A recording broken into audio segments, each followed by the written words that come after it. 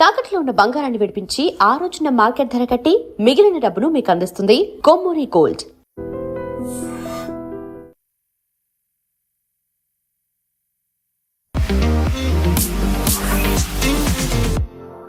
నమస్తే, నేను Kavitha. Welcome to I dream news and నిజాలు. మేక్ అమెరికా గ్రేట్ అగైన్ అనేటువంటి నినాదంతో ట్రంప్ మరోసారి అమెరికా ప్రతాపాన్ని చూపించబోతున్నారు. ఇరాన్ని అతి త్వరలో తేల్చుకోండి, లేకపోతే అసలేమీ మిగలదు అనేటువంటి క్యాప్షన్ కూడా. ఇరాన్ ముందు 5 ప్రతిపాదనల్ని డొనాల్డ్ ట్రంప్ పెట్టాడు. అదే 5 ప్రతిపాదనల్ని ఇరాన్ తిప్పికొడుతూ తను ఇంకొక 5 ప్రతిపాదనల్ని అమెరికా ముందుంచింది. ఇది ఎప్పుడు క్లోజ్ అవుతుంది, నిజంగానే ఒక కంక్లూడింగ్ పాయింట్ అనేది ఉంటుందా లేదా? మనతో పాటుగా ఉన్నారు సీనియర్ జర్నలిస్ట్ సురేష్ కొచ్చతిరి గారు. సార్ నమస్తే. సో ఇప్పటికి ఆల్మోస్ట్ 80 days అవుతోంది. ఒక స్టాండ్ స్టిల్ సిచ్యువేషన్ ఉంది. కాకపోతే ప్రపంచంలో అంత క్రైసిస్ అనేది కనిపిస్తూ ఉన్నప్పుడు హార్ముజ్ స్ట్రైట్కి సంబంధించి ఇరాన్ అండ్ అమెరికా రెండు అదే లాగర్ హెడ్స్ అంటారు, అలాంటి సిచ్యువేషన్లో ఉన్నాయి అంటే నెక్స్ట్ ఏం జరుగుతోంది సార్? నిన్న రాత్రి president Trump and Israeli prime minister Benjamin Netanyahu 30 నిమిషాలు మాట్లాడారు. బహుశా ఒక ప్లాన్ డిస్కస్ చేశారు. ఆపరేషన్ స్లెడ్జ్ హ్యామర్, ఇది అమెరికా వైపు నుంచి ఉన్న పేరు. ఎందుకంటే వాళ్ళ ఒక యుద్ధం అయిపోయింది, ఎపిక్ ఫ్యూరీ ఈజ్ ఓవర్. కానీ ఇజ్రాయెల్ ఇంకా రైజింగ్ లైన్ ఆపలేదు. వాళ్ళు సీజ్ ఫైర్ చెప్పలేదు వాళ్ళు ఇక్కడ. సో ఇజ్రాయెల్ కూడా మొదలు పెడతారు. ప్రాబ్లం ఎక్కడ వచ్చిందంటే, ఒకటి అమెరికా దగ్గర ఆయుధాలు లేవు. వాళ్ళు ఉన్న పేట్రియట్ మిసైల్స్ కానీ థాడ్ కానీ ఈవెన్ చాలా మటుకు వాళ్ళ లోవర్ ఎండ్ మిసైల్స్ కూడా వాడుకున్నారు. క్రూజ్ మిసైల్స్ చాలా వాడుకున్నారు. ఇప్పుడు వాళ్ళ దగ్గర ఆయుధాలు కొంచెం తక్కువ పడ్డాయి. దానికోసం వాళ్ళు ఈ 2-3 వారాలు వెయిట్ చేసి కావాలంటే ఆయుధాలు తెప్పించుకున్నారు. మీకు గుర్తుంటుంది, తైవాన్ కొన్ని ఆయుధాలు పంపించాలండే అవును పోయిన వారం. అది కూడా ఆపిపెట్టారు. Not because of any China reason, దానికి కారణం ఇది. ఇప్పుడు యూఎస్కి అర్జెంటుగా ఆయుధాలు కావాలి, దానికున్న వాళ్ళ దగ్గర ఆయుధాలు తక్కువ పడ్డది. సో దాన్ని ఇప్పుడు రిలీజ్ చేశారు మొన్న. సో బహుశా ఇంకొక 24 గంటల లోపల ఇరాన్ మీద ఒక పెద్ద అటాక్ జరగబోతుంది. దానికి 2-3 మేజర్ కారణాలు ఉన్నాయి. ఒకటి, 5 ప్రతిపాదనలు అక్కడ ఇక్కడ పంపిస్తున్నా, అదేం కాదు. అది nothing is will happen. Because Iran అడుగుతుంది, యూఎస్ ఇస్తున్న రెండు వైపు నుంచి డిఫరెంట్ ప్రపోజల్స్ అనమాట. ఇరాన్ ఏమో మేము న్యూక్లియర్ వెపన్స్ ఆపము, ఎన్రిచ్మెంట్ ఆపం, మేము మీకు 400 కిలోలు మా యురేనియం మీకు ఇవ్వము, మా దగ్గరే ఉంటుందని అన్నీ చెప్తారు. అదే టైంలో మాకు మా మీద చేసిన డెమాలిషన్స్ కానీ మా మీద చేసిన బాంబింగ్లో డబ్బులు ఇవ్వాలి దానికన్నా. US said nothing doing. మా అసెట్స్ రిలీజ్ చేశారు, నథింగ్ డూయింగ్ అన్నారు. సో ఇరాన్ ఏం అడిగారు, యూఎస్ నో అని చెప్పారు. అదే టైంలో యూఎస్ అడుగుతుందా కూడా ఇరాన్ నో అంటున్నారు. కానీ మీరు చెప్పిన మాటకి strait of Hormuz big point. So నిన్న ఒక మేజర్ టర్నింగ్ పాయింట్ వచ్చింది. అది మీడియాలో రిపోర్ట్ చేయలేదు. Iran senior security council chairman నిన్న ఒక కొటేషన్ ఇచ్చాడు. అంటే మన దాంట్లో సుపారీ అంటారు మనం. President Trump, Benjamin Netanyahu and chief of staff admiral Caine, వీళ్ళు ముగ్గురిని, అంటే సెంట్కామ్ చీఫ్ ఆయన్ని, వీళ్ళ ముగ్గురిని చంపాలని చెప్పేసి ఒక సుపారీ ఇచ్చారు. చాలా పెద్ద అమౌంట్ అది.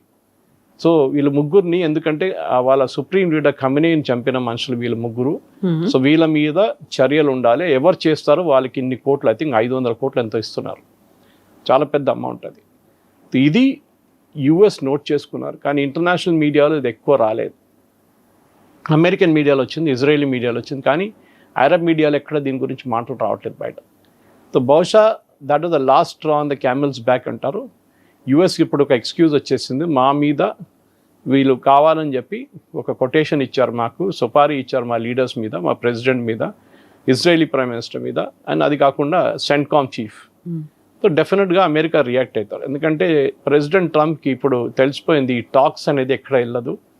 పాకిస్తాన్ ఏం చేశారంటే ఇరాన్ వైపు నుంచి టైం 1 వారం, 2 వారాలు, 3 వారాలు పోస్ట్పోన్ చేసుకుని పోయారు. ఏం కాలేదు. ఈ యుద్ధం అదే రోజు ఎప్పుడు ఆపారో అదే రోజు చేసుకుంటే బాగుంటుండే, కానీ చేసిన చాలా పెద్ద తప్పని ఇప్పుడు తెలిసిపోయింది ప్రెసిడెంట్ ట్రంప్కి. అది కాకుండా ఇంకోటి, నిన్న యుఏఈ న్యూక్లియర్ ప్లాంట్ మీద ఇరాక్ నుంచి బహుశా ఒక అటాక్ జరిగింది. ఇరాన్ నుంచి రాలేదు అది మిసైల్స్, ఇరాక్ వైపు నుంచి వచ్చింది. ఈవెన్ సౌదీ అరేబియా మీద కూడా అటాక్ జరిగింది నిన్న. దాంట్లో ఇరాక్ న్యూక్లియర్ ప్రాజెక్ట్ పక్కన ఒక జనరేటర్ మీద కొట్టారంట. IAEA, that is international atomic energy agency, వాళ్ళు రేడియేషన్ మానిటర్ చేస్తారు. వాళ్ళు అన్నారు as of now this no radiation. So బహుశా అది మెయిన్ ప్లాంట్కి ఎఫెక్ట్ కాలేదు, కానీ జనరేటర్ ఒకసారి ఆగిపోతే కూలింగ్ ఆగిపోతుంది. మెయిన్ టవర్లో, which is a dangerous thing. Melt down జరగవచ్చు, చెర్నోబిల్లో జరిగినట్లు జరగవచ్చు. సో అందరూ భయపడ్డారు, చుట్టుపక్కల అన్ని దేశాలు భయపడ్డారు. ఇప్పుడు ఈవెన్ సౌదీ అరేబియా కండెమ్ చేశారు. ఎందుకంటే దీని impact Iraq nuclear plant, UAE nuclear plant, UAE మీద ఒక్కటే కాదు, చుట్టుపక్కల ఒక 500 కిలోమీటర్ దాకా అన్ని దాని మీద ఇంపాక్ట్ ఉంటుంది. సో ఇమీడియట్గా ఇప్పుడు ఒక యాక్షన్ తీసుకోబోతున్నారు. బహుశా యుఏఈ కూడా దీంట్లో దిగుతారు యుద్ధంలో. సౌదీ అరేబియా కూడా చేయొచ్చు, ఎందుకంటే వాళ్ళ మీద immediate as soon as US bombing మొదలు పెడతారో ఇమ్మీడియట్గా ఇరాన్ అండ్ ఇరాక్, ఇప్పుడు ఇరాన్ కన్నా ఎక్కువ ఇరాక్ నుంచి మిసైల్స్ వస్తున్నాయి. ఇరాక్లో ఉన్న షియా గ్రూప్స్ ఉన్నాయి, వాళ్ళు ఫైర్ చేస్తున్నారు ఇప్పుడు. సో అమెరికన్ అసెట్స్ మీద కూడా దాడి జరగవచ్చు. సో నెక్స్ట్ 24 hours చాలా క్రూషియల్గా ఉండిపోతుంది. ఆపరేషన్ స్లెడ్జ్ హ్యామర్ ఎప్పుడు ఎట్లా ఎక్కడ మొదలు పెట్టాలని ప్రెసిడెంట్ ట్రంప్ డిసైడ్ చేస్తారు. Netanyahu is ready. ఆయన సెక్యూరిటీ కౌన్సిల్ మీటింగ్ జరిగింది నిన్న, యాజ్ వీ స్పీక్. ఒక 3 గంటల ముందు ఒక సెక్యూరిటీ కౌన్సిల్ మీటింగ్ జరిగింది. వాళ్ళ defence minister, chief of staff వీళ్ళందరూ ఉన్నారు. సో బహుశా it is not an entire cabinet, it is only security council. So దాంట్లో చాలా క్లియర్. సో బహుశా as we speak Indian time ఒక ట్యూస్డే మార్నింగ్ కల్లా ఏదో ఒకటి పెద్ద అటాక్ జరగవచ్చు. And this will be a fight to the finish. ఎందుకంటే తెలిసిపోయింది ప్రెసిడెంట్ ట్రంప్కి ఇంకా ఇది ఎక్కడ ఆగదు, ఇది ఓన్లీ టాక్ అని చెప్పి పాకిస్తాన్ ఆడిన పెద్ద ఒక గేమ్ ఇది, ఇంకా దీన్ని ఆపలేరు ఎక్కువ రోజులు అని చెప్పి డిసైడ్ చేయబోతున్నాను. కాకపోతే ఇప్పుడు మళ్ళీ చర్చల కోసం భారత్ లాంటి కంట్రీస్ కూడా ఇంటర్వ్యూన్ అవుతే బాగుంటుందేమో అనేటువంటి అనాలిసిస్లు ఇవన్నీ కూడా వినిపిస్తున్నాయి. ఆ తర్వాత యునైటెడ్ నేషన్స్లో కూడా దీనికి సంబంధించినటువంటి ఒక ప్రస్తావనని భారతదేశం తీసుకొచ్చింది. మన దగ్గర కూడా క్రైసిస్ మొదలైంది అనుకున్నప్పుడు ప్రపంచ దేశాల్లో ఒక కదలిక అనేది రావాల్సి ఉండే, అంతలా రాలేదు. ఎక్కడికక్కడ వాళ్ళ క్రైసిస్ని ఫేస్ చేస్తూ ముందుకెళ్తున్నారు, అడ్జస్ట్మెంట్లు అవుతున్నాయి. కానీ మెయిన్ ఏదైతే అక్కడ ఇష్యూ అనేది ఉందో దాన్ని సార్ట్ అవుట్ చేయడానికి ముందుకెందుకు ఎవరు కదలట్లేదు అసలు? దానికి చాలా కారణాలు ఉన్నాయి. ఒకటి, ఇరాన్ ఏం చేస్తారో అని ఒక భయం ఉంది అందరికీ, especially Kuwait, Bahrain, Qatar. Saudi Arabia కొంచెం దూరం ఉంది, యుఏఈ కూడా కొంచెం దూరం ఉంది. సో ఈ దేశాలు, ఈ పక్కనున్న 3 చిన్న దేశాల మీద మ్యాక్సిమం అటాక్స్ జరగవచ్చు నెక్స్ట్ 24 hours. అదొక భయం ఉంది. స్ట్రెయిట్ ఆఫ్ హార్మూజ్ ఓపెన్ చేయడం అన్నిటికంటే పెద్ద ప్రయారిటీ. అది ఓపెన్ చేయాలంటే యుఎస్ నేవల్ అసెట్స్ అటాక్ చేయాల్సి వస్తుంది. అది ఎక్కడ గల్ఫ్ ఆఫ్ ఒమాన్లో ఉన్నారు. వాళ్ళ దగ్గర ఇప్పుడు 2 ఎయిర్క్రాఫ్ట్ క్యారియర్లో ఉన్నాయి. జెరాల్డస్ ఫోర్డ్ హెస్ గాన్ బ్యాక్, అది యుఎస్ చేరుకుంది. అది వాళ్ళ దగ్గర 2 ఎయిర్క్రాఫ్ట్ క్యారియర్ స్ట్రైక్ గ్రూప్స్ ఉన్నారు. బహుశా ఒక 24 చిన్న ఫ్లోటిలా ఉండొచ్చు. దాంతో సరిపోతుంది వాళ్ళకి అటాక్ చేయడానికి. టామహాక్ క్రూజ్ మిసైల్స్ కావాలి. టామహాక్ కొంచెం తక్కువ క్వాంటిటీలో ఉంది అమెరికా దగ్గర. బహుశా ఇవాళ రేపట్లో they will get all the replenishments. ఒకసారి మొత్తం వచ్చిన తర్వాత ఒక అటాక్ జరగవచ్చు. ప్రెసిడెంట్ ట్రంప్ చైనాకి వెళ్ళారు. ఆ చైనా విజిట్ టైంలో ఇంకొక అటెంప్ట్ చేశారు ఆయన, జీ జిన్పింగ్తో మాట్లాడి స్ట్రెయిట్ ఆఫ్ హార్మూజ్ అని ఓపెన్ చేపియండి అని చెప్పేసి.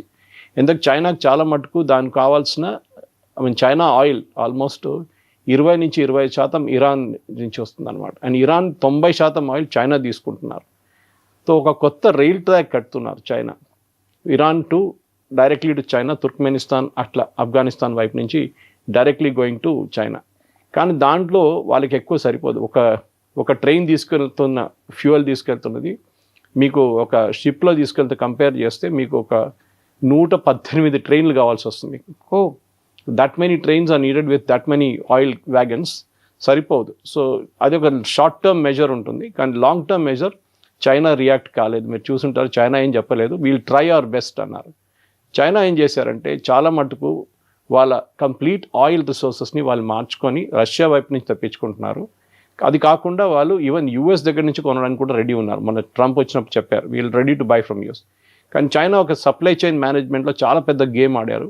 వాళ్ళ ఆల్మోస్ట్ ఆటోమొబైల్ ఫ్లీట్ వాళ్ళది, అంటే కార్ కానీ బస్సెస్ కానీ మిగతా అన్ని పబ్లిక్ ట్రాన్స్పోర్ట్ 70% దాకా, 70-80% ఎలక్ట్రిక్గా కన్వర్ట్ చేసుకున్నారు లాస్ట్ 5 సంవత్సరాల్లో.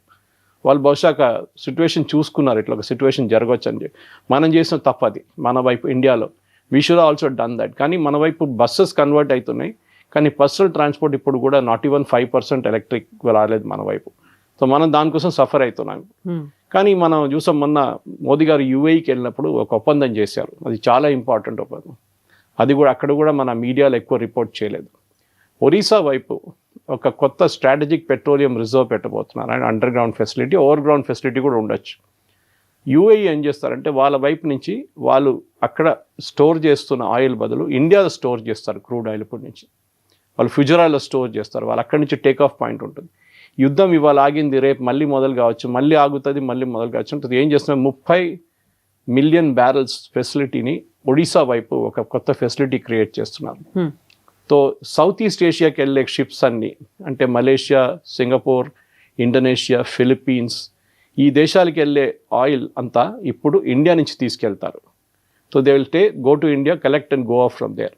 అండ్ రెగ్యులర్గా యూఏఈ దీన్ని రిప్లెనిష్ చేస్తుంటారు. మనకు కూడా కావాల్సింటే అప్ టు 5 మిలియన్ బ్యారెల్స్ మనం దాని నుంచి తీసుకోవచ్చు. బెస్ట్ పార్ట్, దీనికి యూఏఈ రెంట్ కడతారు మనకి. ఓకే, మెయింటెనెన్స్ అండ్ రెంట్ మనకి ఇస్తారు. మనం వైపు నుంచి బహుశా ఇండియన్ ఆయిల్ దాన్ని మెయింటైన్ చేయబోతున్నారు కంప్లీట్గా. సో ఇదొక పెద్ద మూవ్. ఎందుకంటే మనం అనుకున్నది, మోదీ గారు వెళ్ళారు 3 గంటలు ఏం చేశారని చెప్పి. ట్రంప్ చైనాకి వెళ్ళారు, కానీ ఒక్క ఒప్పందం కూడా కరెక్ట్గా చేయలేదు. మోదీ గారు వెళ్ళినప్పుడు 7 ఒప్పందాలు చేశారు, 12 అని చెప్తున్నారు. దాంట్లో 5 సీక్రెటివ్ ఉన్నాయి, డిఫెన్స్ ప్యాక్స్ ఉండొచ్చు. అది సో ఇండియా వైపు నుంచి ఒక డిఫెన్స్ అవుట్ పోస్ట్ యూఏఈలో మెయింటైన్ చేయబోతున్నారు ఈ యుద్ధం అయినాక. బేసిక్లీ నేవల్ అవుట్ పోస్ట్ ఉండొచ్చు. అది కాకుండా ఒక చిన్న యాంటీ మిసైల్ థ్రెట్ కోసం ఒకసారి ఇజ్రాయెల్ అక్కడి నుంచి జరిగిన తర్వాత ఇండియా ఇజ్రాయెల్ని రీప్లేస్ చేయబోతున్నారు. ఎందుకంటే మొన్న ఇరానియన్ ఫారెన్ మినిస్టర్ ఢిల్లీకి వచ్చినప్పుడు బ్రిక్స్ మీటింగ్లో పెద్ద గొడవ జరిగింది. ఒక రెజల్యూషన్ ఉండే, దీన్ని వ్యతిరేకించే అమెరికన్ అటాక్స్, కానీ దాన్ని చాలా మటుకు బ్రిక్స్ కంట్రీసే అపోజ్ చేశారు. ఆ రెజల్యూషన్ పాస్ కాలేదు. అప్పుడు ఇరాన్ చెప్పారు, యూఏఈ కూడా అదే మీటింగ్లో ఉన్నారు, యూఏఈ ఫారెన్ మినిస్టర్, ఆయనకు వార్నింగ్ ఇచ్చారు, మీరు ఇజ్రాయెల్ని మీ దగ్గర పెట్టుకుంటే మేము మిమ్మల్ని రిపీటెడ్గా కొడతాం మేము అని చెప్పేసి. సో దానికోసం నేను చెప్పాను, ఇప్పుడు యూఏఈ కూడా అటాక్ చేయవచ్చు. దీనికన్నా ముందు యూఏఈ అటాక్ చేశారు.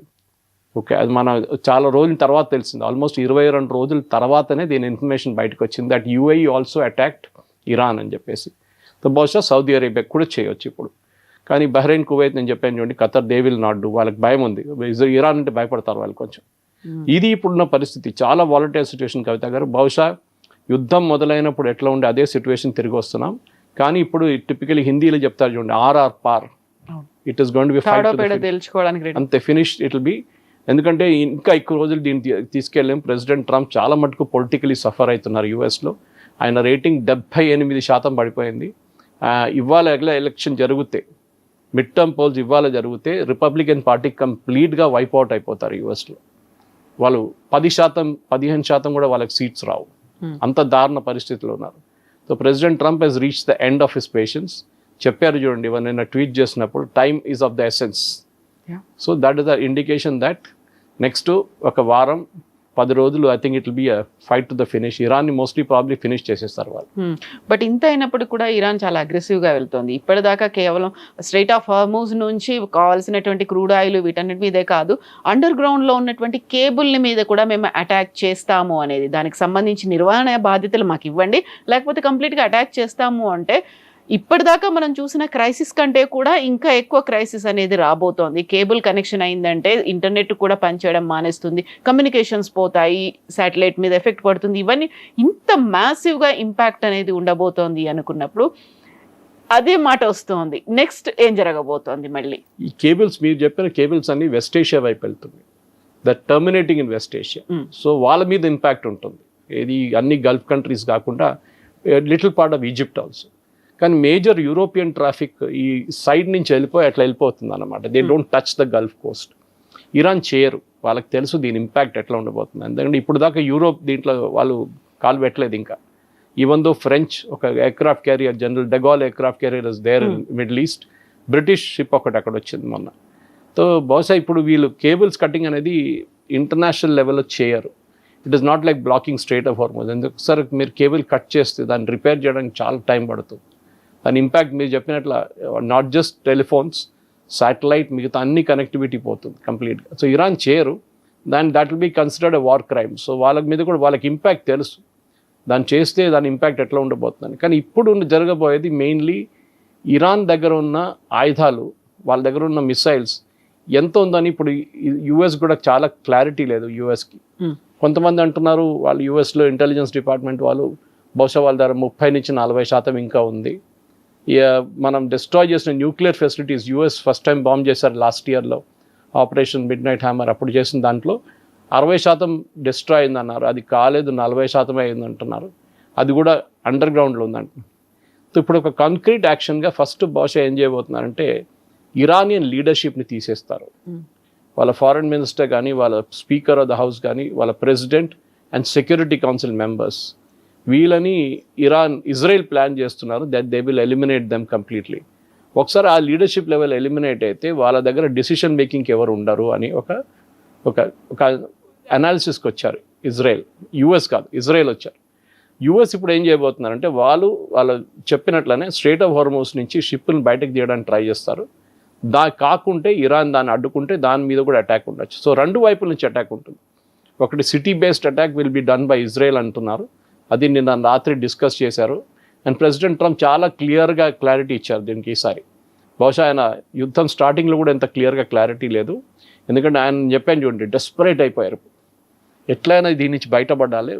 చాలా మటుకు పాకిస్తాన్ని నమ్మాం. Pakistan made a fool out of US. Almost మనం 6 నుంచి 7 వారాలు దాంట్లో కోల్పోయాం. ఈ పీస్ టాక్స్ ఏం there'll be no peace talks. ఎందుకంటే క్రూషియల్ ఇష్యూ కవిత గారు. వన్ ఇస్ యురేనియం ఇరాన్ ఎవ్వరికి అప్పగించారు. చాలా క్లియర్ మాకు ఒక సావరెన్ రైట్ ఉంది, మేము ఉంచుకుంటాం. కావాలంటే దాని ప్యూరిఫికేషన్ ప్రాసెస్లో తగ్గిస్తాం. ఎన్ని సెంట్రిఫ్యూజెస్ మేము మెయింటైన్ చేస్తామో, ఎన్ని అవుట్ ఆఫ్ కమిషన్ చేసేస్తామో దాని గురించి డిస్కస్ చేయొచ్చు. కానీ అది చాలా టెక్నికల్ సబ్జెక్ట్.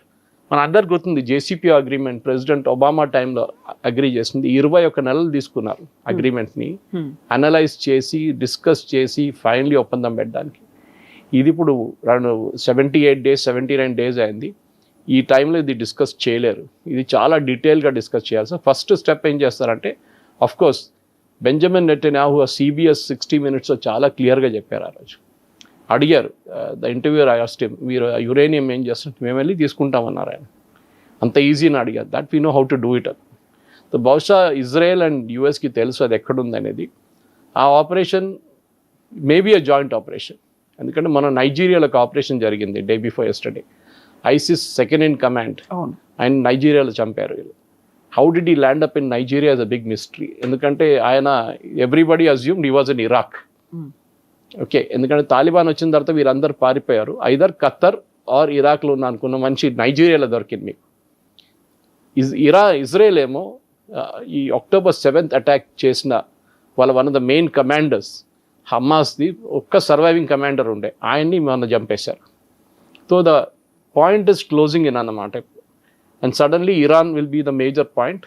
ఇది 3, 4, 5 వారాలు, ఈవెన్ 6 వారాల ముందు చేస్తే బాగుంటుండే. ఇంత ప్రాబ్లం మనకి ఎక్స్టెండ్ కాకపోతే షార్ట్ టర్మ్ షాక్ ఉంటుంది. ఆయిల్ ప్రైసెస్ పాసిబ్లీ ఇవాళ రేపటికి 110, 120 కూడా వెళ్ళొచ్చు. కానీ అది moment that operation is over, strait of Hormuz open చేశారనుకోండి, the oil prices will come down. కానీ రిఫైనింగ్ ఇంపాక్ట్ ఉంటుంది. అది మనం గుర్తుపెట్టుకోవాలి. భారతదేశంలో కూడా మనకి UAE వైపు నుంచి LNG కానీ, PNG కానీ అండ్ క్రూడ్ UAE మనకు అష్యూర్ చేశారు ఫుజరా నుంచి. అది యాజ్ సూన్ యాజ్ ఈ స్ట్రైట్ ఆఫ్ హార్మోస్ ఓపెన్ చేస్తే మనం పికప్ చేసుకోవచ్చు. ఎందుకంటే ఒకసారి ఫుజరాలో వచ్చేస్తే we're not in strait of Hormuz anymore. మనం అక్కడి నుంచి పికప్ చేసుకోవచ్చు. వితౌట్ ఇరాన్ మన షిప్స్ మీద దాడి కూడా చేయరు అప్పుడు, బికాజ్ స్ట్రైట్ ఆఫ్ హార్మోస్ బయట ఉంది ఫుజరా. సో ఇది చాలా పెద్ద ఒక స్ట్రాటజీ. నేను మళ్ళీ I'm repeating, president Trump advisers కూడా అదే చెప్తున్నారు. ఈవెన్ రిటైర్డ్ అడ్మిరల్స్ చెప్తున్నారు, జనరల్స్ చెప్తున్నారు, మీరు ఎందుకు ఆపారు ఈ యుద్ధం? ఆ ఫస్ట్ ఫేజ్లోనే you should have finished off everything. అది ఎందుకు చేయలేదంటే పాకిస్తాన్ వచ్చి మేము పీస్ టాక్స్ చేస్తాం, ఇస్లామాబాద్ చేస్తాం, టాక్స్ చేస్తాం అన్నారు. Sheer waste of time. ఎప్పుడైనా ఒక యుద్ధంలో కవిత గారు ఒక బ్రేక్ తీసుకున్నప్పుడు అటాకర్ కన్నా ఎనిమికి బెనిఫిట్ ఉంటుంది. ఇది మనం గుర్తుపెట్టుకోవాలి.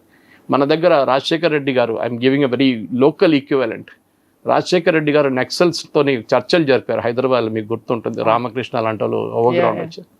ఏం జరిగింది దాని తర్వాత? ఆ నెల పాటు వాళ్ళు కంప్లీట్గా వాళ్ళ ఆయుధాలు ఆర్గనైజ్ చేసుకున్నారు, వాళ్ళ కమాండ్ సిస్టమ్స్ అంతా రీఆర్గనైజ్ చేసుకున్నారు. ఇమ్మీడియట్గా వైలెన్స్ పెరిగింది ఆ టాక్స్ కాగానే. అది ఇది సేమ్ థింగ్ ఇక్కడ కూడా జరిగింది. ఇరాన్తో ఇదే జరుగుతుంది. ఈవెన్ హమాస్కి ఏ రోజు వీళ్ళు సీజ్ ఫైర్ అని చెప్పారు, హమాస్ దాన్ని మళ్ళీ వాడుకున్నారు. ఇటువైపు హెజ్బుల్లా సేమ్ థింగ్ హ్యాపెండ్. మీరు ఒక 2 నెలల పాటు వాళ్ళకి బ్రేక్ ఇచ్చినప్పుడు దే ఇమ్మీడియట్లీ వాళ్ళ ఆయుధాలు కానీ వాళ్ళ కమాండ్ స్ట్రక్చర్స్ అంతా రీఆర్గనైజ్ చేసుకున్నారు. ఇది యుఎస్ చేసిన తప్పని యుఎస్ జనరల్స్ కూడా అంటున్నారు. ఇప్పుడు ఫార్మర్ డిఫెన్స్ సెక్రటరీ అంటున్నారు that we should not have given. Moment మీరు లీడర్షిప్ని కొట్టారు చూడండి, దాని 3rd day 4th day you should finished off the Iranian complete defence establishment. అది చేసిన తప్పు. బహుశా ఇంగ్లీష్లో అంటారు hindsight is an advance science అంటారు. అంతా అయిపోయినాక మనకి అనాలిసిస్కి చాలా మంది వస్తారు ముందుకు చెప్పడానికి. యా, సో ఇప్పుడు హార్మోజ్ని ఓపెన్ చేస్తే అవుతోంది, అది క్లియర్ అయిపోతుంది. షార్ట్ టర్మ్ సర్వీస్ ఇవన్నీ మాట్లాడుకున్నప్పటికి కూడా మూడీస్ చెప్తున్న దాన్ని బట్టి చూస్తే నవంబర్ దాకా ఈ ఇంపాక్ట్ ఉండే అవకాశాలు ఉంది. అంటే లాంగ్ రన్లో అంటే ఇంక మనకి మినిమం ఒక 4-5 months అయినా ఇదే క్రైసిస్ సిచ్యువేషన్ అనేది కంటిన్యూ అవుతుంది. కాబట్టి అంత ఈజీగా కంట్రీస్ దానికి ప్రిపేర్డ్గా ఉన్నాయి. ఇంకో 4-5 నెలలు లేకుంటే నవంబర్ కాకపోతే డిసెంబర్, ఈ ఇయర్ ఎండింగ్ అనేంత ప్రిపరేషన్ అనేది ఉందా కంట్రీస్కి? ప్రాబ్లం ఎక్కడ వస్తుందంటే రిఫైనింగ్ కెపాసిటీ మీద వస్తుంది. ఖతార్లో ఉన్న రిఫైనరీస్, ఇరాక్లో ఉన్న రిఫైనరీస్ కూడా కొట్టారు. అఫ్కోర్స్ సౌదీ అరామ్కో మీద దాడి చేశారు, యుఐ ఫుజరా మీద దాడి చేశారు, ఖత్తర్ గ్యాస్ రిఫైనరీస్ మీద దాడి చేశారు. Problem is not crude, problem is refined. ఇండియాకి ఆ ప్రాబ్లం లేదు, ఎందుకంటే మన దగ్గర 2 పెద్ద రిఫైనరీస్ ఉన్నాయి. ఒకటి జామ్నగర్ దగ్గర ఉంది, ఇంకోటి అండ్ వీళ్ళది రష్యా తను నాకు ట్యాప్ ఉన్న నియారా అని చెప్పి మన దగ్గర ఇంకో పెద్ద రిఫైనింగ్ కెపాసిటీ ఉంది. జామ్నగర్ రిలయన్స్ వాళ్ళది ఈ నెల షట్ డౌన్ ఉండే వాళ్ళకి మెయింటెనెన్స్ కోసం. అది మినిమం 1.5-2 months తీసుకుంటారు మెయింటెనెన్స్. వాళ్ళు ఏమన్నారు నయారాకి మెయింటెనెన్స్ నడుస్తుంది, వాళ్ళ మెయింటెనెన్స్ కాగానే we will start shut down. కానీ బహుశా ఇప్పుడు గవర్నమెంట్ ఆఫ్ ఇండియా అంటవేనా అంటారు, ఇప్పుడు మీరు షట్ డౌన్ చేయకండి, కొంచెం ఇంకా 3-4 నెలలు నడిపియండి. ఎందుకంటే మీకు గుర్తుంటుంది కవిత గారు, దీనికన్నా ముందు రష్యా దగ్గర నుంచి మనం క్రూడ్ ఆయిల్ తీసుకొని మనం అదే క్రూడ్ ఆయిల్ని రిఫైన్ చేసి యూఎస్కి అమ్మాం మనం, ఈవెన్ యూరోప్కి అమ్మాం అండ్ ఈవెన్ యుక్రెయిన్కి అమ్మాం మనం. సో ఇండియా దగ్గర రిఫైనింగ్ కెపాసిటీ ఉంది, మన దగ్గర విశాఖపట్నం ఉంది, కొచ్చిన్ ఉంది, మన దగ్గర మ్యాంగ్లూర్లో ఉంది అండ్ ఆఫ్ కోర్స్ గుజరాత్ వైపు 3 ఉన్నాయి. సో ఇదన్నీ కలుపుకుంటే మనకి పెద్ద అడ్వాంటేజ్ ఉంటుంది. క్రూడ్ తెచ్చుకుంటే చాలు. కానీ కొన్ని దేశాల దగ్గర రిఫైనింగ్ కెపాసిటీస్ లేదు, చిన్న దేశాల దగ్గర రిఫైనరీస్ ఎక్కువ లేదు వాళ్ళ దగ్గర. ఈ రిఫైనరీస్ లేనప్పుడు ప్రాబ్లం ఏమవుతుందంటే క్రూడ్ ఆయిల్ ఎవరు రిఫైన్ చేస్తారు మీకోసం? రిఫైన్ చేయాల్సింది అట్ సోర్స్ ఓన్లీ చేయాల్సి వస్తుంది అనమాట. మీరు అక్కడి నుంచే పెట్రోల్ డీజిల్ తీసుకురావాల్సి వస్తుంది. మనకు ఆ ప్రాబ్లం లేదు, మనం ఇక్కడ తెచ్చుకొని ఎల్పిజిగా కన్వర్ట్ చేసుకోవచ్చు, పిఎన్జిగా కన్వర్ట్ చేసుకోవచ్చు, ఏదైనా చేసుకోవచ్చు. సో భారతదేశం మీద దాని ఇంపాక్ట్ ఎక్కువ రోజులు ఉండదు. కానీ ఇంటర్నేషనల్ క్రూడ్ ప్రైసెస్ 80-90 నడిమిట్లోనే ఉంటుంది, at least for the next 6 to 8 months అంటున్నారు. దానికి కారణం ఇది మన తప్పు కాదు, కానీ మన దాన్ని సఫర్ చేయాల్సి వస్తుంది అనమాట రిఫైనింగ్ కెపాసిటీ. కానీ మనం యుఐ చేసిన ఒప్పందంలో మోదీ గారు దాంట్లో డీటెయిల్స్ ఇవ్వలేదు, మనం ఎంత కొంటున్నాం అనేది. పాసిబ్లీ దాంట్లో ఒక డిస్కౌంట్ ఇస్తారు మనకి, 10-20% డిస్కౌంట్ ఉంటుంది యుఐ వైపు నుంచి. అది ఉంటే మనకి పెట్రోల్ ధరలు ఇప్పుడున్న ధరలు మనం మెయింటైన్ చేసుకుంటూ వెళ్ళొచ్చు, తగ్గదు. కానీ ఈ present rate V can continue. And ఇప్పుడున్న నష్టాలు 1,00,000 కోట్లు పర్ నెల నష్టాలు ఆయిల్ కంపెనీస్కి, హెచ్పిసిఎల్, బీపీసీఎల్, ఐఓసిఎల్ వీళ్ళు ముగ్గురు కలిసి 1,00,000 కోట్ల రూపాయలు లాక్స్ ఉంది. అది 50,000కి తీసుకురావచ్చు మనం. 50 నుంచి తర్వాత 2-3 నెలలు కానీ 40-30 దాకా తీసుకురావచ్చు. అండ్ ఒకసారి $70 per barrel వస్తే మనం బ్రేక్ ఈవెన్ అయిపోతాం. ఇప్పుడు యునైటెడ్ నేషన్స్ దగ్గరికి భారతదేశం వెళ్ళింది అనుకుంటే, ఇంతకాలం యునైటెడ్ నేషన్స్ ఏం చేసింది? నిజంగా తన దగ్గర పవరే ఉంటే యునైటెడ్ నేషన్ యాక్షన్లోకి ఎందుకు దిగలేదు? మనం ఎందుకు అక్కడ యునైటెడ్ నేషన్స్ దగ్గరికి వెళ్ళి ఒక కంప్లైంట్ చేయాల్సినటువంటి పరిస్థితి వచ్చింది? యునైటెడ్ నేషన్స్ ఒక ఫెయిలియర్, బిగ్గెస్ట్ బ్లండర్ అండ్ ఒక డిబేటింగ్ సొసైటీ. కానీ యునైటెడ్ నేషన్స్ అప్పుడప్పుడు పనికొస్తారు. మన ఇరాక్ వార్కి వెళ్తే అప్పుడు సద్దాం హుస్సేన్ మీద దాడి చేయడానికి తయారైనప్పుడు ప్రెసిడెంట్ జార్జ్ బుష్ ఆయన ఏం చేశారంటే యునైటెడ్ నేషన్స్కి వెళ్ళి అప్రూవల్ తీసుకున్నారు. దిస్ ఇస్ సంథింగ్ అందరు అంటున్నారు, ప్రెసిడెంట్ ట్రంప్ కూడా బహుశా అది చేయాలి ఉండే అని. కానీ ఆయనకు భయం ఉండే చైనా అండ్ రష్యా దాన్ని వీటో చేస్తారో మనం భయం ఉండే అని ప్రెసిడెంట్ ట్రంప్. దానికోసం యుఎన్కి వెళ్ళి, అండ్ యుఎన్ ఆయనకి అసలు పట్టదు. ప్రెసిడెంట్ ట్రంప్ అంటారు ఇట్స్ అబ్సల్యూట్లీ యూజ్లెస్ బాడీ, ఏం పనికిరాని. కానీ యుఎన్ దగ్గర వెళ్ళి ఒకసారి ఒక స్టాంప్ కొట్టేసుకుంటే you get an international approval. మనం ఎందుకు వెళ్ళామంటే బేసిక్లీ మనం వెళ్ళలేదు ఎందుకని అడగొచ్చు ఎవరైనా రేపు, యునైటెడ్ నేషన్స్ మీరు ఎందుకు రాలేదు, ఒక రెజల్యూషన్ పాస్ చేస్తే కూడా ఏం కాదు, ఎవరు వినరు. ఇరాన్ వినరు, యుఎస్ వినరు, ఇజ్రాయెల్ పట్టించుకోరు, ఎవరు పట్టించుకోరు.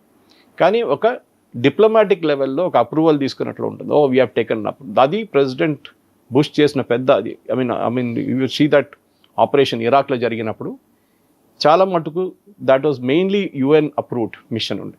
దానికోసం నేటోని తీసుకెళ్లారు. వెపన్స్ ఆఫ్ మాస్ డిస్ట్రక్షన్ ఉందని అక్కడ వెళ్ళారు, కానీ వెపన్ దొరకలేదు, మాస్ డిస్ట్రక్షన్ లేకుండే. Iraq become totally unstable after the Saddam హుస్సేన్ని చంపేశారు. ఇప్పుడు యుఎన్కి వెళ్ళింది మనం బేసిక్లీ ఒక ఏం చెప్తారు, ఒక okay we went to UN అని చెప్పొచ్చు అంతే. కానీ వాళ్ళ దగ్గర వెళ్ళి వాళ్ళు ఏం చేయలేరు యుఎన్. మనం చేయాల్సిన పని మనం చేసుకోవాలి, విచ్ ఇస్ బేసిక్లీ ఒక దేశం దగ్గర మనం ఒప్పందం పెట్టుకుంటే మనకి long term sanctions, long term benefit వస్తుంది. చాబార్ ఫోర్ట్ గురించి ఇరానియన్ ఫారెన్ మినిస్టర్ నిన్న మాట్లాడారు. ఇరాన్ దగ్గర డబ్బులు లేవు ఇప్పుడు చాబార్ ఫోర్ట్ డెవలప్ చేయడానికి. ఇరాన్ దగ్గర ఉన్న ఆ పోర్ట్ మనకు అప్పగించారు వాళ్ళు. ఆ పోర్ట్ డెవలప్ చేస్తే మనం we can go right up to Tajikistan and Russia without going through Pakistan అన్నమాట, ఆఫ్ఘనిస్తాన్ కూడా. అది చాలా క్రూషియల్ మనకి. సో బహుశా ఈ కన్ఫ్యూజన్లో రేపు ఇరానియన్ రెజిమ్ పోయిందనుకోండి we should take over Chabahar immediately completely. ఎందుకంటే ఇప్పుడు యుఎస్ శాంక్షన్స్ మనకి ఈ జూన్లో ఎండ్ అయిపోతుంది. దానికన్నా ముందు మనం దానికి అప్రూవల్ తీసుకొని ఇఫ్ ఎక్స్టెండ్ ఇట్ మనకి చాలా పెద్ద అడ్వాంటేజ్ రాబోతుంది. అదే చాబార్ ఫోర్ట్ నుంచి we can setup A refuelling plant. అక్కడి నుంచి ఆయిల్ టర్మినల్గా డెవలప్ చేసుకోవచ్చు దాన్ని. అది చాలా పెద్ద పోర్ట్ అది. అక్కడ మనకి 2 బర్త్స్ అప్పగించారు వాళ్ళు, 2కి 4 చేసుకోవచ్చు మనం. చేసుకుంటే I think it will become a big ఇంకొక గల్ఫ్ ఆఫ్ ఇది ఏం చెప్తారు స్ట్రేట్ ఆఫ్ హార్మస్ నుంచి బయటకు వచ్చి we can really use Chabahar port. కానీ అన్ని లింక్డ్ ఉన్నాయి కవిత గారు. మీరు అడిగిన ప్రశ్నకి స్టార్టింగ్ నుంచే ఇది first US bombing, Israel bombing, okay fine, దాని leadership elimination. Next strait of హార్మస్లో 1500 షిప్స్ అక్యుములేట్ పడి ఉన్నాయి. That is lying near the Persian Gulf. దీని అన్ని బయటికి తీసుకురావాలి. దాంట్లో ఉన్న మెరైనర్స్ కానీ దాంట్లో ఉన్న సీమెన్ కానీ వాళ్ళకి ఫుడ్ లేదు, నీళ్ళు లేదు, ఎక్కడ కష్టపడుతున్నారు వాళ్ళు. They have to be brought out first. వాళ్ళు 1500 షిప్స్ని బయటికి తీసుకురావాలంటే మీకు మినిమం 20 రోజులు పడుతుంది మీకు అండర్ ద ప్రెజెంట్ సర్కమ్స్టాన్స్. ఎంత స్పీడప్ చేసినా కానీ 20 రోజుల తర్వాతే ఫ్రెష్ సెట్ ఆఫ్ షిప్స్ వెళ్ళొచ్చు లోపలికి, మళ్ళీ అది ఆయిల్ తీసుకురావాల్సి. సో బహుశా ఏం జరగబోతుందంటే US will take over Kharg island. వాళ్ళ కమాండోస్ని దింపుతారో స్పెషల్ ఫోర్స్ని దింపుతారో. అది చేసిన తర్వాత రీఫ్యూల్ అక్కడి నుంచి ఫ్యూయలింగ్ స్టార్ట్ చేస్తారు ఇరాన్ నుంచి, దట్ ఈస్ కార్గ్ ఐలాండ్ నుంచి. దాంతో ఆయిల్ ప్రెషర్ చాలా మటుకు తగ్గిపోతుంది, ఆయిల్ సప్లై ఇంక్రీజ్ అవుతుంది నెక్స్ట్ ఒక నెల పాటు. ఇదంతా లింక్డ్ ఫస్ట్ బాంబింగ్. ఆ బాంబింగ్ జరిగితే ఆపరేషన్ స్లెడ్జ్ హ్యామర్ స్టార్ట్ అయితేనే మిగతా అన్ని స్టెప్ బై స్టెప్ ఫాలో అవుతుంది అనమాట. ఇప్పుడు బాంబింగ్ అయింది, హర్ముజ్ క్లోజ్ అయిపోయింది, ఎక్కడికక్కడ స్టాండ్ స్టిల్ సిచ్యువేషన్ ఉంది, ఆ తర్వాత ఇంటర్నెట్ కేబుల్స్ మీద ఎఫెక్ట్ పడుతుంది అనుకున్నప్పుడు చుట్టూ ఉన్నటువంటి ఎన్విరాన్మెంట్ మీద కూడా, ఎకలాజికల్ సిస్టమ్ మీద, అక్కడ ఉన్నటువంటి సీ మీద, ఓషన్స్ మీద, వీటన్నిటి మీద ఎఫెక్ట్ పడుతోంది. సో ఏదో ఒక్క రంగానికో ఏదో ఒక సెక్టార్కి మాత్రమే ఈ క్రైసిస్ అనేది పరిమితం కాలేదు, ప్రపంచం అంతా ఎఫెక్ట్ చూపిస్తోంది. అన్ని అంశాల్లో కూడా ఈ ఎఫెక్ట్ అనేది ఉంది. సో ఇరాన్ అసలు యాక్సెప్ట్ చేయలేనటువంటి సిచ్యువేషన్ కదా.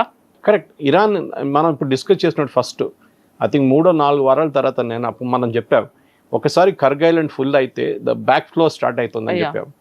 లేకుంటే మన ఓవర్ హెడ్ పైప్ లాగా మన ఇంట్లో ఉన్న ట్యాంక్ లాగా నీళ్ళు బయటకి ఇచ్చేస్తాం. And that is exactly what Iran did. వాళ్ళు ఇప్పుడు ఆయిల్ ఎక్సెస్ ఆయిల్ వాళ్ళ షిప్లో వాళ్ళు సీలో వేడేస్తున్నారు. కానీ వాళ్ళకు కూడా అదే ప్రాబ్లం ఉంది. స్ట్రేట్ ఆఫ్ హార్మజ్ అనే ఆయిల్ పంపించే ఒక రూట్ ఒకటే కాదు, ఇరాన్లో ఉన్న చాలా మట్టుకు ఫిషర్మెన్ వాళ్ళ లైఫ్ దాని మీద డిపెండెంట్ ఉంది. సో మీరు ఒకసారి పొల్యూట్ చేస్తే మీ వైపే ఉన్న ఫిషెస్ కానీ ఎన్వైరన్మెంటల్ డిజాస్టర్ జరగవచ్చు. రేపు మీరు దాన్ని వాడుకోలేరు. నెక్స్ట్ ఒక 10-15 సంవత్సరాల దాకా till the cleanup is done మీరు వాడుకోలేరు స్ట్రేట్ ఆఫ్ హార్మజ్. షిప్స్ వెళ్ళొచ్చు కానీ ఫిషింగ్ యాక్టివిటీ ఉండదు మీ దగ్గర, దోస్ తిరగలేరు అక్కడ. ఇది ఇరాన్ తెలుసు ఇది. So they are like an suicide mission. మేము పోతాం, మేము మిమ్మల్ని కూడా తోడు తీసుకెళ్తాం అనే ఒక యాటిట్యూడ్ ఉంది. కానీ మీరు చెప్పిన దాని ప్రకారం ఎస్, ఇది ఎప్పుడో ఒక కోర్స్ ఆఫ్ కరెక్షన్ రావాలంటే జరగలేదు. ఇరాన్ థ్రెటన్ చేస్తున్నారు. థ్రెటన్ చేసే కెపాసిటీ వాళ్ళకి లేదు. ఇది మనం గుర్తుపెట్టుకోవాలి. ఇరాన్ దగ్గర అంత కెపాసిటీ లేదు. ఇది ఇంగ్లీష్లో గేమ్ ఆఫ్ బ్లఫ్ అంటారు. మనం రమ్మీ ఆడుతున్నప్పుడు మన దగ్గర ట్రంప్ కార్డ్ ఉండదు, కానీ మనం ఎట్లా చూపిస్తాం అంటే మన దగ్గర అన్ని ట్రంప్ కార్డ్ ఉంది చూపించి ఆడుకుంటాం, అంత కాన్ఫిడెన్స్తో ఆడతాం. ఇరాన్ అదే గేమ్ ఆడుతున్నారు. All it takes is precise bombing. అది బెంజమిన్ నెటన్యాహు అదే రోజు చెప్పారు. ఏ రోజు సీజ్ ఫైర్ తీసుకొచ్చారో ఆ రోజు చెప్పారు, you are making a mistake, మీరు ఇరాన్కి బ్రీతింగ్ స్పేస్ ఇస్తున్నారు, పాకిస్తాన్ని నమ్మకూడదు అని ఇరాన్ వ్యతిరేకంగా అండ్ పాకిస్తాన్ వ్యతిరేకంగా బెంజమిన్ నెటన్యాహు డిఫెన్స్ మినిస్టర్ ఒక స్టేట్మెంట్ ఇచ్చారు. కానీ యూఎస్ పట్టించుకోలేదు. ప్రెసిడెంట్ ట్రంప్కి ఏమో చాలా బతుకు ప్రెషర్ ఉంది ఆయన మీద, పొలిటికల్ ప్రెషర్. ఒక వైపు నుంచి ఎట్లయినా ఇరాన్ ఒప్పందం చేయరు. Let us be very very clear about it. A agreement తీసుకొచ్చినా కూడా ఇరాన్ అగ్రీ చేయరు. బహుశా ఇంకా బాంబింగ్ చేస్తే చాలా మటుకు వాళ్ళ కంప్లీట్ లీడర్షిప్ వైపౌట్ అయితే వాళ్ళ నెక్స్ట్ జనరేషన్ లీడర్షిప్ బహుశా వచ్చి ఓకే వీ సరెండర్, మీరు ఏం కావాలంటే చేసుకోండి, మాకేమైనా మెసేజ్ రిలీజ్ చేస్తే మేము మా దేశం డెవలప్ చేసుకుంటా అంటారు. దానికి పాసిబ్లీ ఒక నెక్స్ట్ జనరేషన్ లీడర్షిప్ రావాల్సి వస్తుంది ఇరాన్లో. అదే మన నెక్స్ట్ ఒక 2-3 వీక్స్లో అది జరుగుతుంది బహుశా. Yes, sir. Thank you so much, sir. Thank you.